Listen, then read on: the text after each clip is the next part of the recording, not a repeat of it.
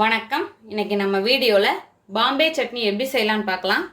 அதுக்காக நான் ஒரு பெரிய வெங்காயத்தை பொடியாக கட் பண்ணி எடுத்திருக்கேன். ஒரு மீடியம் சைஸ் தக்காளி பொடியாக கட் பண்ணது, 2 பச்சை மிளகாய் உடச்சி வச்சுருக்கேன். ஒரு 2 பூண்டு பல்லை சின்னதாக நறுக்கி வச்சுருக்கேன். இது சின்ன துண்டு இஞ்சி பொடியாக கட் பண்ணது.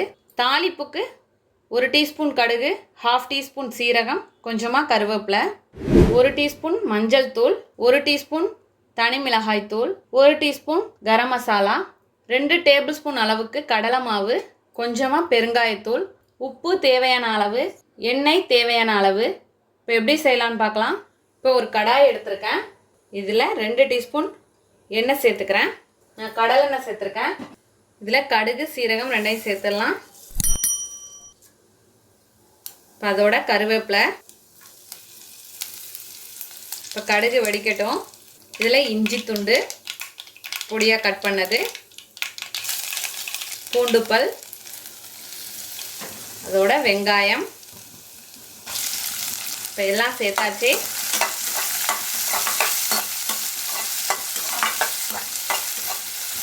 நல்லா வதக்கிக்கலாம். இதோட பச்சை மிளகாய் சேர்த்துடலாம்.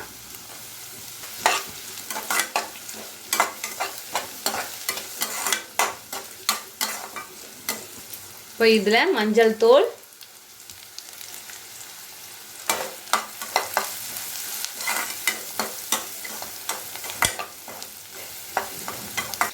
கொஞ்சமாக பெருங்காயத்தூள்,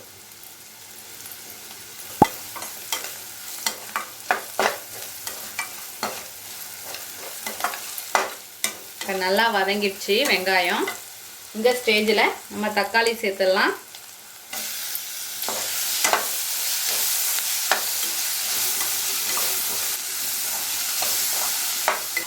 நல்லா வதங்கட்டும். இப்போ வெங்காயம் தக்காளி நல்லா ஓரளவு வதங்கி வந்துடுச்சு. இப்போ மசாலாலாம் சேர்த்துடலாம். மிளகாய்த்தூள், கரம் மசாலா. ஃப்ளேமை கம்மி பண்ணியே வச்சுக்கலாம். இப்போ இந்த ஸ்டேஜில் சட்னிக்கு தேவையான அளவு உப்பு சேர்த்துக்கிறேன். நான் 1 டீஸ்பூன் சேர்த்துருக்கேன்.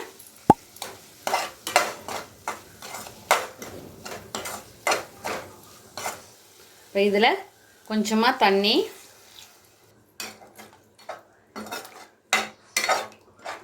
இப்போ ஃப்ளேமை கொஞ்சம் கூட வச்சுருக்கேன். இப்போ இது நல்லா கொதித்து வரட்டும். அதுக்குள்ளே நம்ம கடலை மாவில் தண்ணி கலந்து வச்சிடலாம். நல்லா நான் 1 கிளாஸ் தண்ணி சேர்த்துருக்கேன்.